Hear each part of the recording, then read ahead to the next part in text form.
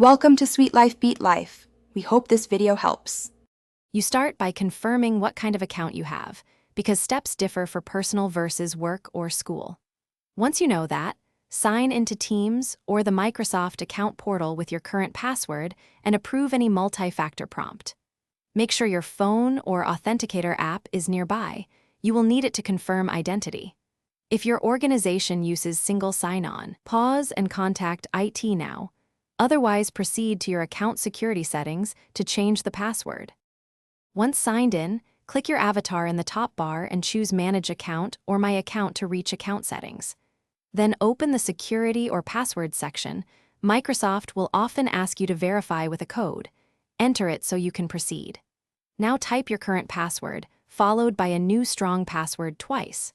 Use a mix of letters, numbers, and symbols and avoid reused passwords. Make sure the new one meets your organization's complexity rules before you save.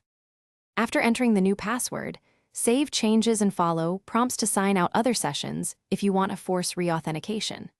Make sure you update the saved password in the Teams desktop app, mobile app, and any password manager you use so syncing continues. If something goes wrong and you cannot sign in, use the Forgot My Password or account recovery flow, or contact your IT help desk for an admin reset. One tip: clear cached credentials or restart the app if sign-in still fails. Thanks for watching. Consider subscribing if we helped you.